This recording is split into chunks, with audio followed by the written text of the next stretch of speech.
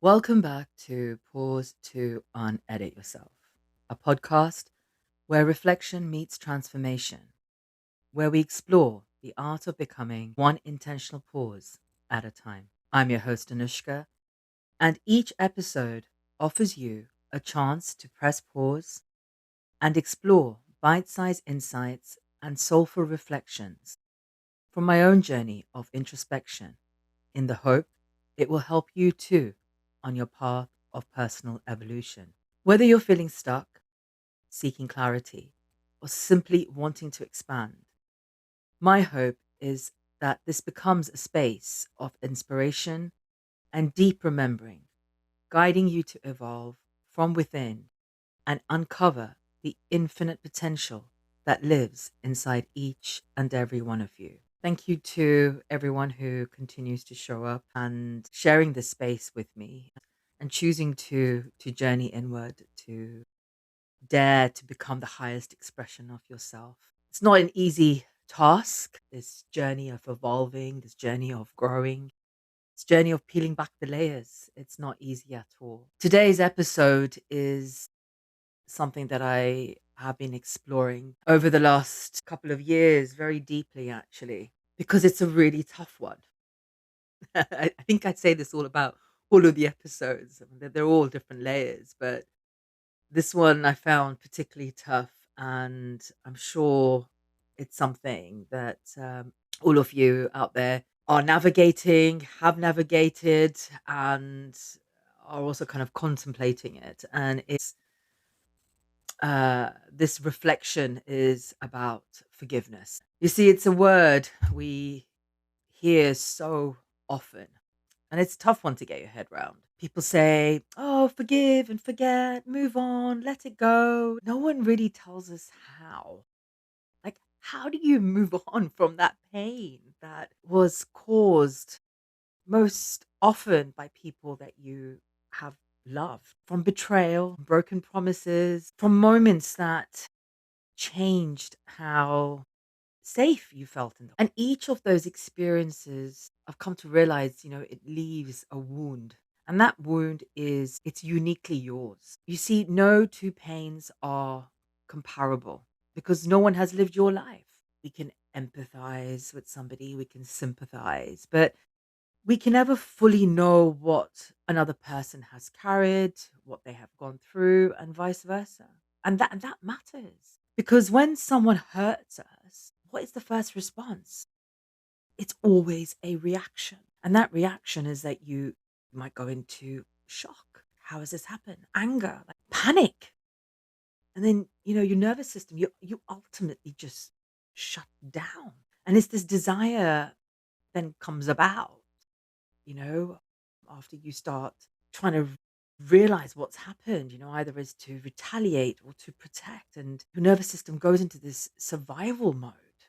It's this fight, flight, or just completely freezes. And it's not because you're weak. No, far from it.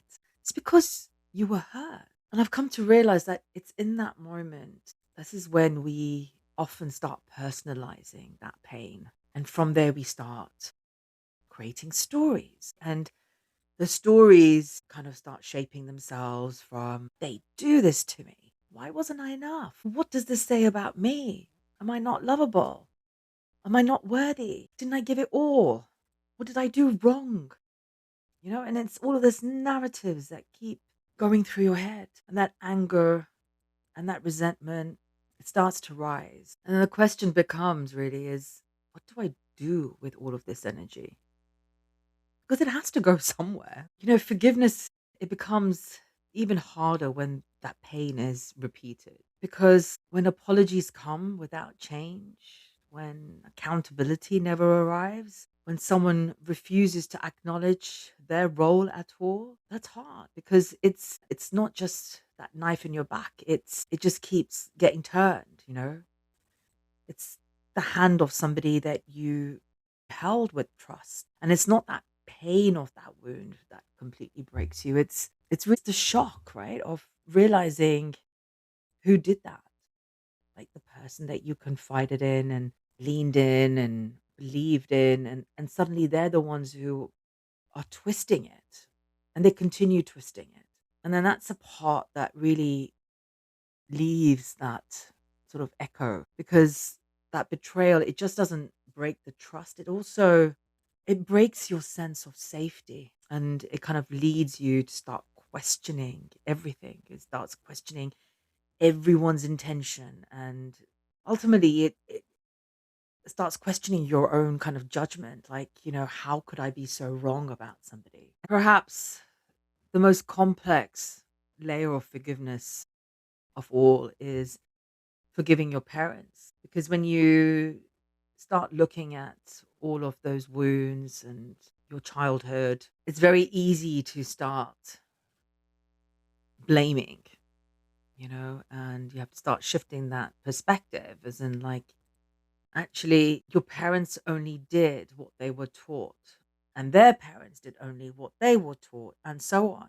And so you can start seeing that layers of generational trauma, and it goes deep. And so, one of the reasons that you start awakening and you start doing this inner work, and I've read somewhere that it's actually the work that you do ends up on a spiritual level, on a soul level, to start healing that generational trauma, and that you end up becoming that cycle breaker.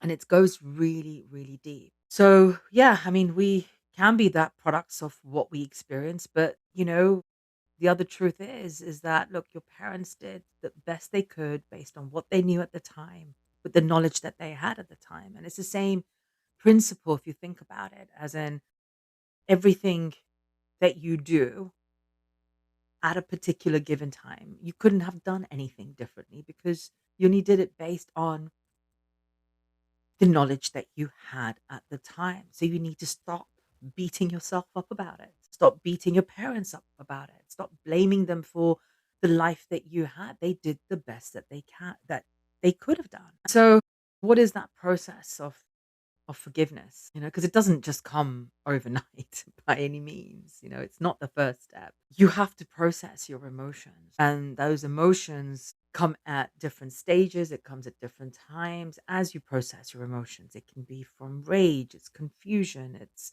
that sense of helplessness, it's deep, deep, immense grief. And these emotions are not wrong whatsoever. They are human, and it's part of this human experience that we have chosen to have.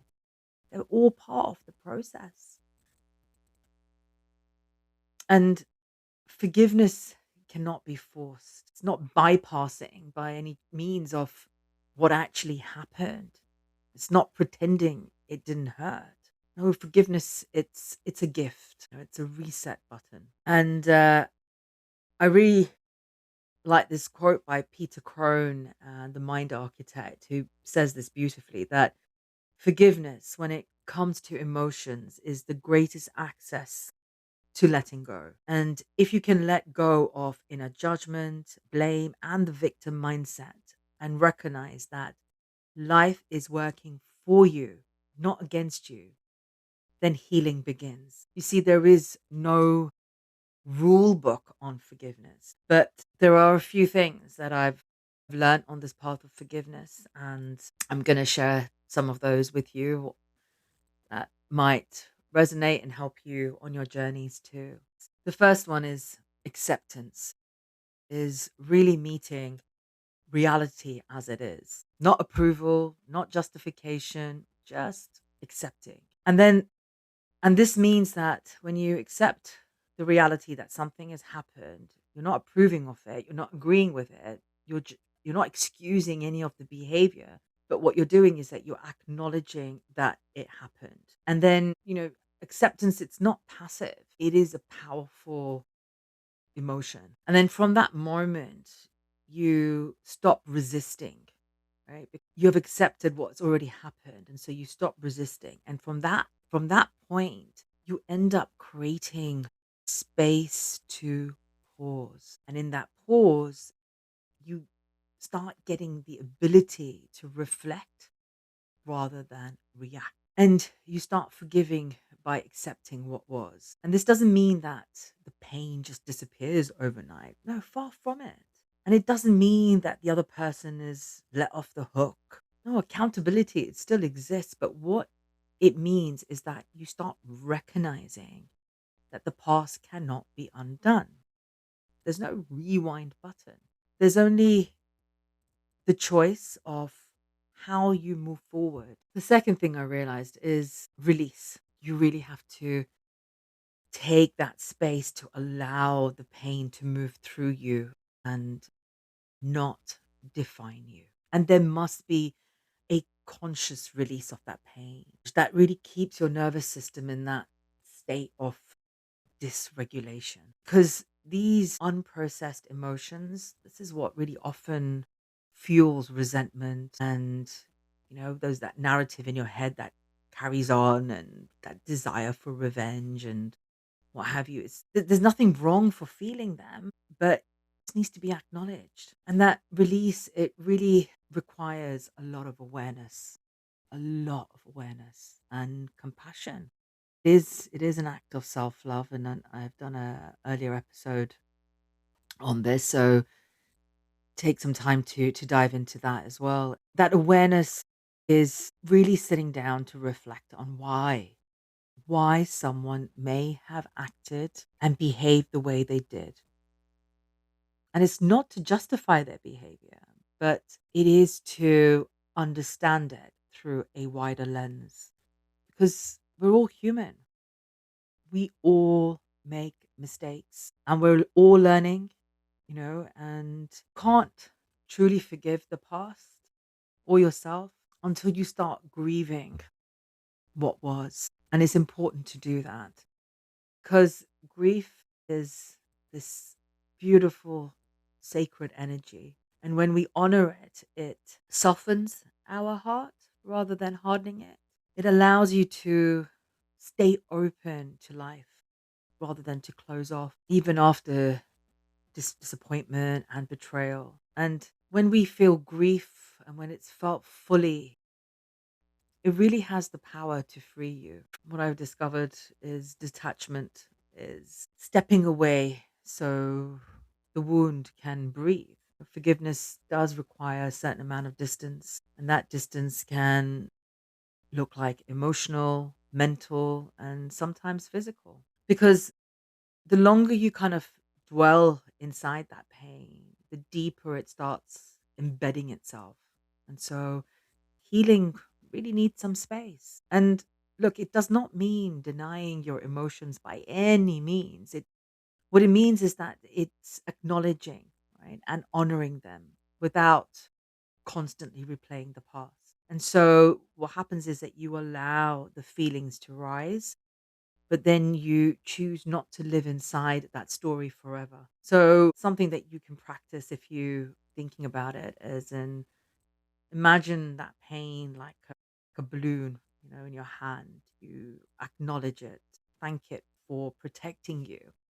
And then when you're ready, you can start loosening your grip, little by little and let it then float away. And then when you say goodbye, it's not because it didn't matter. It's because it no longer deserves that power to hurt you and it no longer gets to define you. And I want to put in a disclaimer here, and I want to be very clear. I am really not talking about any kind of abusive or any kind of unsafe situations. These really do require protection, boundaries, and often professional support. So, and forgiveness never means self abandonment. So, this is a key disclaimer over here. The fourth thing is time. It's honoring that rhythm of healing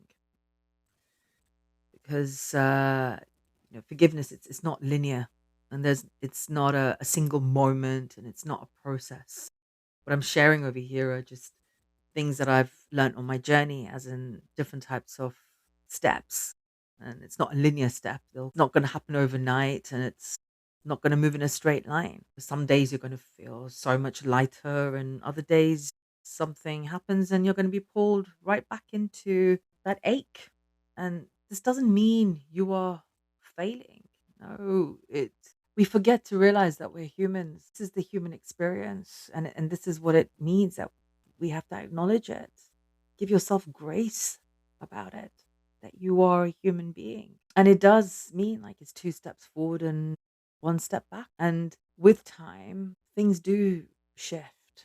You do grow stronger. You become more resilient. You become more rooted. And even on the days it doesn't feel that way, you've just got to trust the process. Your heart, it knows how to heal when it's given that patience, when it's given that love. And the last thing is about reclaiming or returning your energy to yourself. Because ultimately, forgiveness deepens what you bring your focus back home to yourself. Where your attention goes is where your energy goes. So try not feeding that wound with your attention. Disconnect from things and, spend time with people who feel like home. Step away from what keeps reopening that pain. Pour your energy into what nourishes you. Rest, read, laugh, dance. Let that joy, laughter, and presence remind you that life still holds beauty. It's miraculous that you've got this gift of life. And this is where forgiveness starts becoming freedom. Not because you forgot, but because you chose peace over pain. See, forgiveness is not about forgetting, it's about releasing yourself from that energetic grip of that past. And letting go, it does not mean condoning. It means that you are choosing not to carry what no longer serves you. And you might ask, because, if somebody comes and they do ask for forgiveness, so what do you do at that point? Well, I would gently invite accountability. Ask them what they believe they need forgiveness for. And this is important because a lot of people will come and say, "Oh, please forgive me and please forgive me." And it's like, hold on a second, but do you actually understand what are you asking forgiveness for?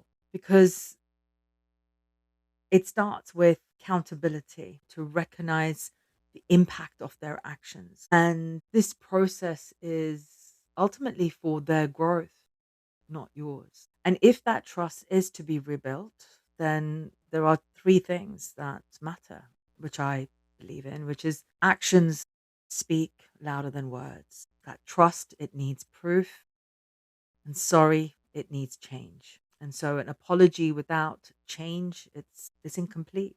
And that real repair, it requires that consistency, that effort, and that willingness to grow.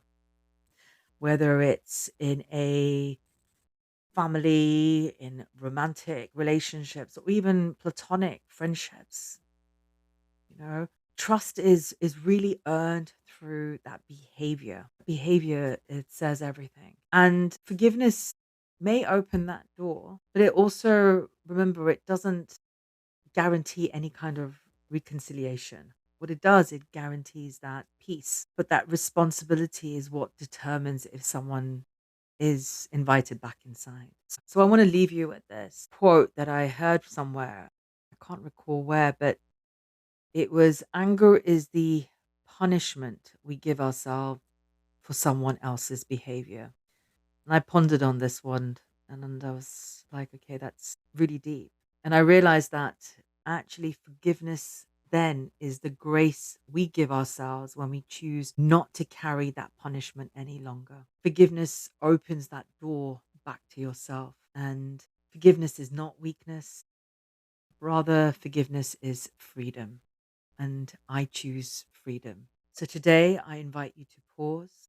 Notice where you may still be holding pain that no longer belongs to you, and ask yourself, what would it feel like to lay this down? Not for them, but for you. As always, I use these episodes as reminders for myself, like mini guides that you can refer to whenever you need a check in with yourself or a moment of recalibration. So do feel free to save them and share them with someone who might need to hear them. And please do share your comments and feedback too. It's really helps me to know what resonates for you and what you would like to hear more of. See you on the next episode.